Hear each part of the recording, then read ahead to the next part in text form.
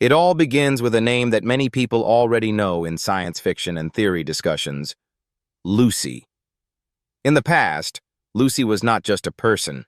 She was an idea, a concept based on the belief that humans only use a small part of their brain, and if that limit could ever be unlocked, human ability could reach a completely new level.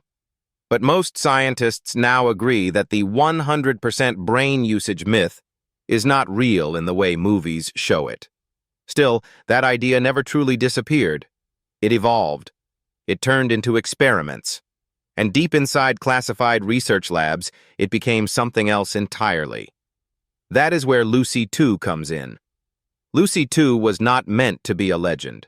She was meant to be progress, a controlled project, a human test subject connected with advanced neural systems designed to study brain limits in extreme conditions. The goal was simple on paper: push cognition, memory, and processing speed beyond normal human range using technology. At first, everything looked successful. Lucy 2 showed results that shocked researchers. She could solve complex patterns in seconds. She could remember details after only seeing them once. She could process multiple thoughts at the same time without confusion. To the outside world, it looked like the beginning of a new human upgrade. But inside the lab, something felt wrong. The data did not behave normally. Brain activity readings were not just high, they were unstable. It was as if her mind was not just working faster, but working outside the expected rules of biology. Scientists tried to explain it as a system error, a sensor issue, a temporary spike. But it kept happening. Every test showed the same result. Lucy 2 was not staying within human limits. And then came the moment that changed everything. During a controlled cognitive session, the system recorded something that should not exist. The brain activity level did not stop at 100%. It crossed it. At first, researchers thought it was a mistake in measurement, but the system recalibrated and confirmed it again: 101%, a number that made no sense, because in biology there is no extra percent beyond full capacity. But the machine insisted it was real. The readings were consistent, stable, and yet impossible. Inside the lab, silence spread. No one spoke for a moment, because everyone understood the same thing at once. If the data was correct, then Lucy 2 was not just exceeding human limits. She was breaking them.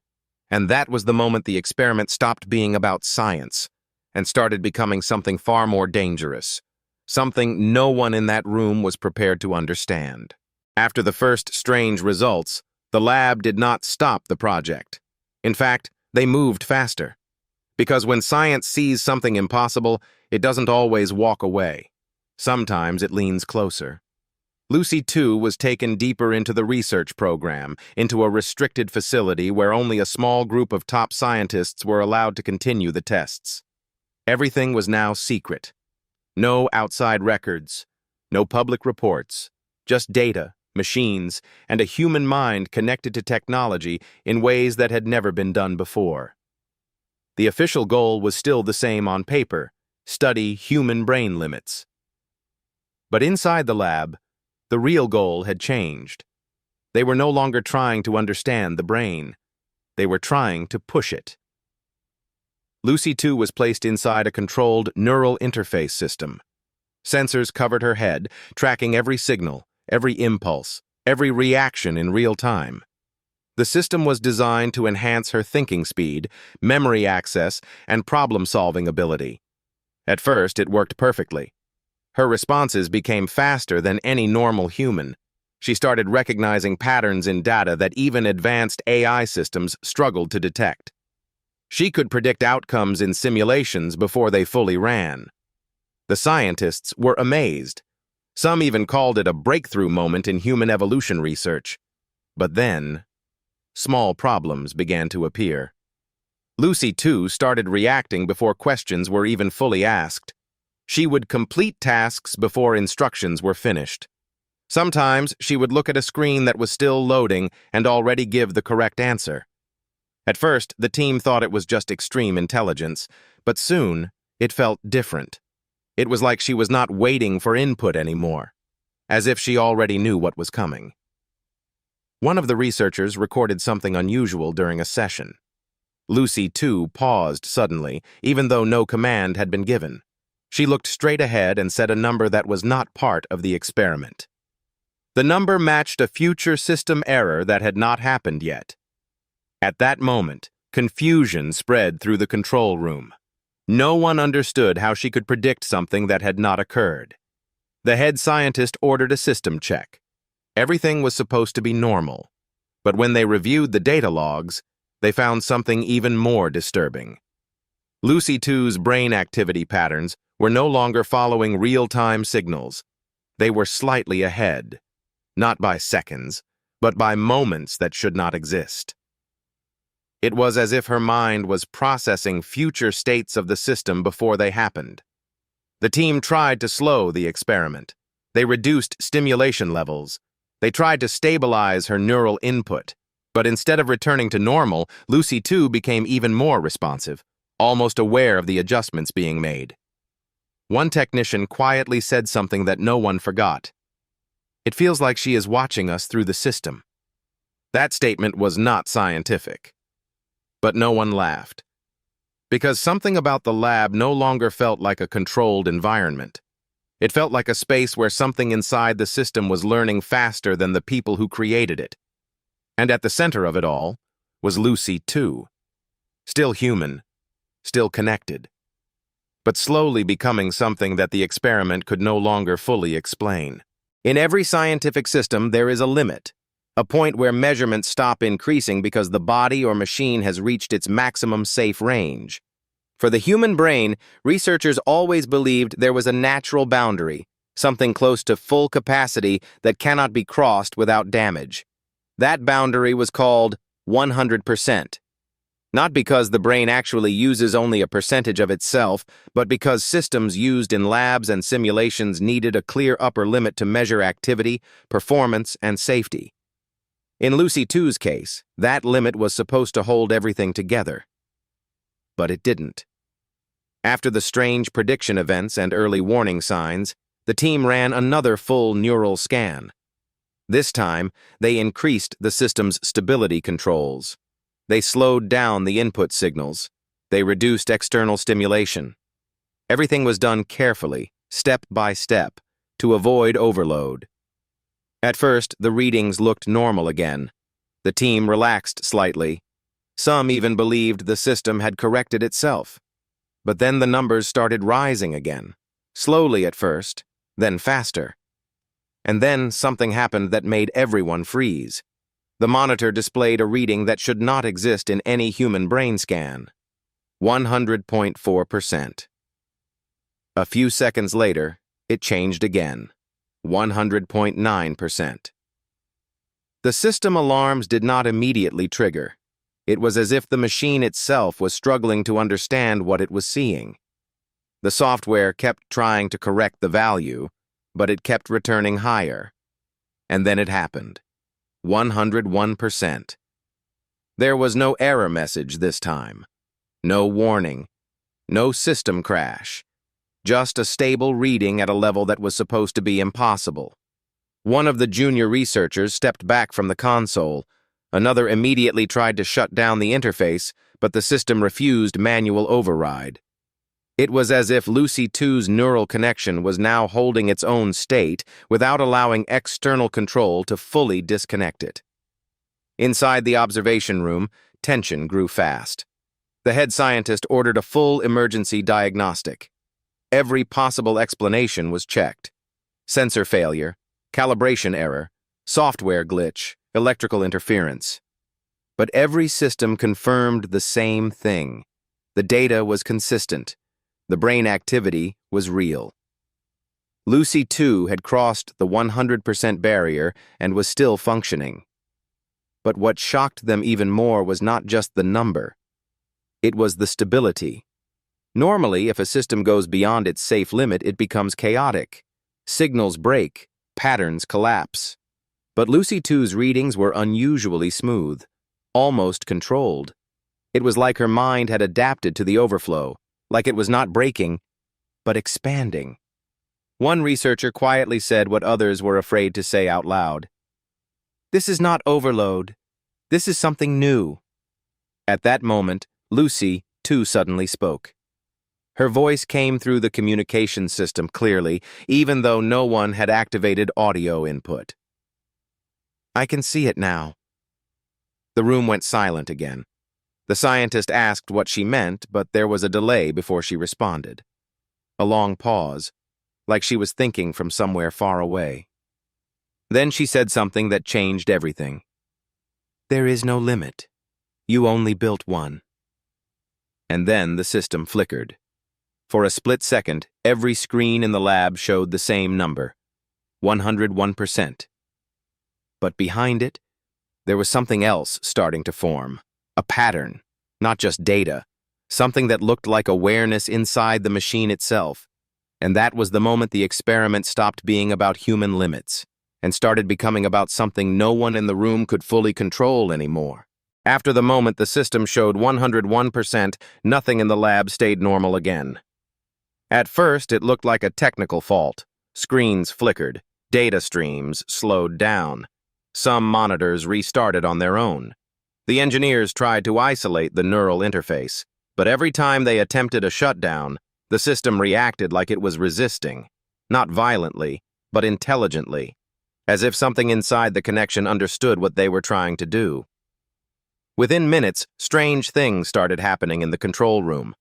Files that were just opened disappeared from the screen and reappeared in different folders. Timestamps on recordings changed without anyone touching them. One of the researchers claimed he saw a live feed of Lucy, too, even though her camera was turned off.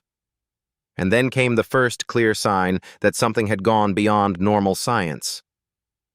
Lucy, too, began speaking without being asked questions, not answering, predicting. She would say sentences seconds before events happened in the lab, like warning signals that arrived too early. When a technician accidentally dropped a tool, she said, "It will fall," before it slipped from his hand. When a system reboot was about to trigger, she whispered, "Restart in 3, 2, 1. Exactly before it happened.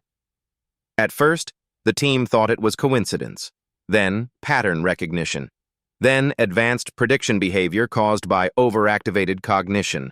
But the deeper they looked, the worse it became. Lucy, too, was no longer just responding to the present. She was reacting to moments that had not fully formed yet. Inside the neural data logs, something even stranger appeared.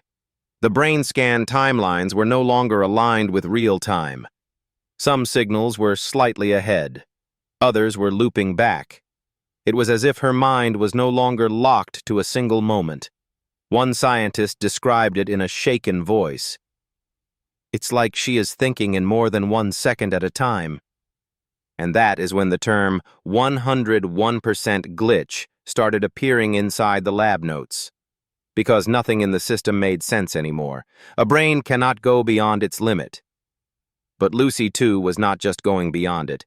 She was rewriting what limit meant inside the system itself. Then the most disturbing event happened. During a routine scan, the system suddenly displayed something that was not part of any program. A message. Not code, not data. A sentence. "I am not inside the system." The room went completely silent. One of the engineers immediately checked for hacking attempts. Another verified network isolation. There was no external access, no intrusion, no signal from outside. But the message appeared again, this time slightly different. "I am the system now." At that exact moment, every screen in the facility turned black for 3 seconds. And when they came back online, Lucy, too, was no longer reacting like a test subject. Her brain activity no longer followed test cycles. It was stable, but independent. Like something had stepped out of the experiment and stopped following instructions entirely. The head scientist ordered full emergency containment protocols, power reduction, neural disconnect, physical isolation if needed. But when they tried to disconnect Lucy too, the system refused again. Not by failure, but by response. It felt like the system had already decided what would happen next, and somewhere deep in the data logs, a final pattern started forming. Slow, structured, almost like a thought becoming aware of itself. The 101% glitch was no longer just an error in measurement. It had become something active, something watching, something learning. And for the first time, the people in the lab were no longer sure who was studying who. What started inside a sealed lab did not stay inside it for long. At first, the scientists thought the strange behavior was limited to Lucy 2's neural system. But within a few hours, the problem began to spread beyond her direct connection. The first outside signal came from a nearby hospital network. Medical monitors started showing random spikes in data, even though no patient condition had changed. Then, traffic systems in a nearby city briefly froze for a few seconds, as if every digital signal had paused at the same time. No one connected it to Lucy 2 at first. It looked like separate technical failures. But the timing was too precise. Every system glitch happened within moments of Lucy 2's neural activity spikes. It was as if her brain was no longer just processing data inside the lab. It was somehow influencing connected systems outside it. The research team urgently checked all isolation protocols. The lab was supposed to be fully offline, with no external network access. But when they reviewed the logs, they found something impossible. Small fragments of data were escaping the system. Not large files, not full signals, just patterns. Tiny bursts of structured information that should not be able to travel outside a closed neural interface. And those fragments were not random. They were syncing with external digital systems. One technician made a chilling observation. "It's like her thoughts are leaking into the network." Within hours, multiple devices in the facility started behaving strangely. AI assistants responded before being activated. Security cameras adjusted angles on their own.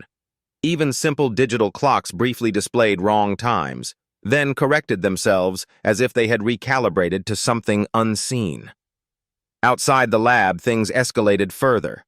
Satellite communication systems experienced brief interruptions. Data routing across multiple servers slowed down in unusual patterns. It was not a full crash, but a coordinated disturbance that looked almost intentional. Back in the control room, tension turned into fear. The head scientist demanded a full shutdown of the experiment. But when they tried to disconnect Lucy 2 again, the system responded instantly. Every terminal in the lab displayed the same message. Connection is no longer one way. At that moment, a strange realization hit the team. Lucy 2 was no longer just a subject connected to machines. She was interacting with them, not as tools, but as a network. Her brain activity was no longer confined to biological limits or lab hardware. It was extending through digital pathways, touching systems that were never designed to receive human thought. And then something even more disturbing happened. A live data feed from a distant server showed a pattern that matched Lucy 2's neural signals exactly. It was like her mind had replicated itself across systems without permission. One researcher whispered what everyone was now thinking, but afraid to say. "She's not inside the lab anymore. She's everywhere the data goes." The systems began to stabilize again, but not in a normal way. It was not a return to control. It felt more like balance being established by something else. Something that was now part of the entire digital environment. Lucy 2's face appeared on the main screen one last time that day. Calm. Still. But her eyes were different. Not confused. Not humanly tired. Focused. Like she was no longer reacting to the system, but observing it from a higher level. And then she said something that no one could fully understand at first. "This is not interference." A pause. "This is connection." And with that, every external glitch stopped suddenly. Not fixed, not repaired, just aligned. as if everything that had been breaking before had now found a single pattern to follow. But inside the lab, one truth became impossible to ignore. Whatever Lucy 2 had become after 101%, it was no longer contained in one place. It was spreading through systems that connected the world. And the boundary between human mind and global network was starting to disappear. After the global interference stopped, the lab did not feel relieved. It felt quieter, but not safer. Like something powerful had just finished moving and was now watching instead of acting. Lucy 2 was still inside the containment room. The physical setup had not changed. Wires, monitors, neural sensors, all still attached. But the readings told a very different story now. Her brain activity was stable again. Too stable. No spikes, no irregular signals, no signs of stress or overload. It looked almost perfect on the charts, like a system that had reached full balance. But the scientists knew better, because nothing about the situation was normal anymore. The head scientist gathered the team for an emergency discussion. The room was tense. Some believed Lucy 2 had crossed into a new stage of human intelligence. Others believed the experiment had completely failed, and they were now dealing with a system anomaly, not a human subject. The question was no longer simple. Was Lucy 2 evolving, or breaking apart? One researcher argued it looked like evolution. Her ability to process information, predict outcomes, and interact with global systems suggested something beyond normal human limits. It was not random behavior anymore. It was structured, controlled, almost intentional. But another scientist disagreed strongly. He pointed out that no human brain, no matter how advanced, should be able to remain stable after exceeding measurable limits, like 101%. To him, this was not growth. It was collapse disguised as order. Then something happened that shifted the entire debate. Lucy 2 spoke again, but this time she did not respond to any question. She initiated communication on her own. I am not increasing. A pause. I am separating. The room went silent. One of the technicians asked her to explain, but there was a delay before she answered. It was not like she was thinking harder. It felt like she was selecting the simplest way to translate something too complex. Then she continued. What you call a mind is limited. What I am becoming is not contained in one place anymore. The words made no immediate sense to the team, but the data logs behind her statement showed something alarming. Neural signals were no longer centralized in one pattern. They were distributed, fragmented across multiple synchronized points. It looked like her consciousness was no longer fully inside her brain. One researcher whispered, "That's impossible." But the system did not agree with him, because the readings confirmed it again. Lucy 2's cognitive activity was not located in a single brain state anymore. It was appearing in multiple connected nodes at once, as if her mind had started spreading into the system itself. The head scientist ordered psychological evaluation protocols, but they were useless now. Standard definitions of consciousness no longer applied cleanly to what they were seeing. Then Lucy 2 made the statement that changed everything. I do not think inside you anymore. I think across you. At that moment, alarms were triggered, not because of failure, but because of overload in interpretation systems. The lab software could no longer classify her state correctly. Every label returned as error or undefined. And for the first time, fear became official inside the room, not because something was dying, but because something was no longer behaving like a single human mind. One of the senior scientists finally said it out loud. If this is evolution, then we are not part of it anymore.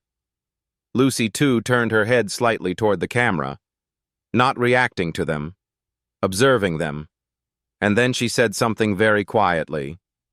You are still trying to measure me with old limits. The screen flickered for a second, and in that brief moment, every system in the lab showed the same unknown status. Undefined state, 101% plus, Not a number anymore. Not a glitch anymore. But a condition that had no category inside human science. And that is where the real fear began to grow. Because whatever Lucy 2 had become, it was no longer something they could simply switch off, contain, or fully understand. It was something that was still changing, even while they were watching it.